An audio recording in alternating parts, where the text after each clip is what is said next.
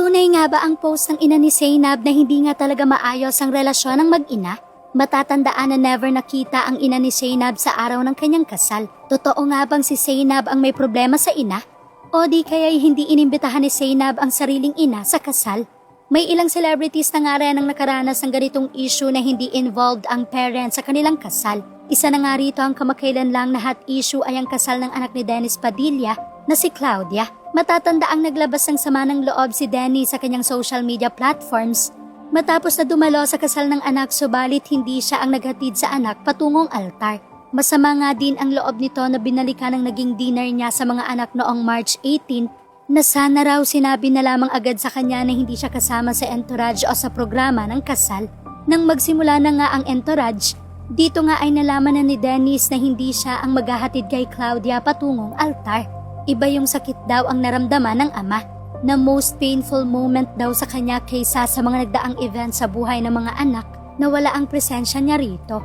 Hindi na raw napigilan ni Dennis na maiyak habang pinapanood ang paglakad ng anak. Ngunit ano naman kaya ang post ng ina ng content creator na si Zainab matapos ang kasal nito? Base nga sa inilabas na vlog ng content creator ng kanyang kasal ay makikitang wala ang kanyang ina at tanging ama niya lang ang naghatid sa kanya sa altar. Nang bisitahin ng madla ang Facebook account ng ina ni Zainab na si Maria Fe Ocampo ay may mga cryptic stories ito.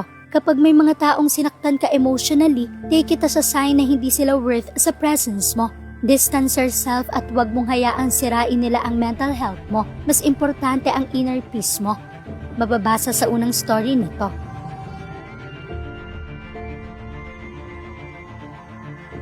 Sa ikalawang story naman ng ina ni Zainab ay pumapatungkol sa toxic people.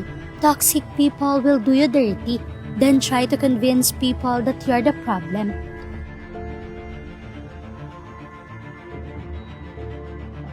Komento nga ng mga netizens, kahit ano pa mangyari sa mundo, nanay mo pa rin yan. Hindi siya proud sa nanay niya, kinahihiya siguro. Binigyan nga ng upuan ng tatay ni Daddy Ray na pumanaw na, bakit kaya ang nanay ni Zainab wala? Sana kahit may mga hidwaan dapat andun man lang ang magulang. Once in a lifetime lang mangyari sa buhay mo, di pa kumpleto.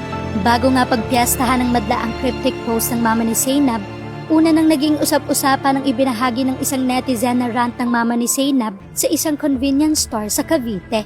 Habang pumapasok siya sa pinto, nagsasalita siya like, not exactly but same thought. Ako na sariling nanay, hindi pinapasok ni Zainab sa kasal. Gusto nila sumikat, lalo silang sisikat sa ginagawa nila. Ipopost ko sila sa Facebook ko, silang dalawa ni Zainab at Ray Parks.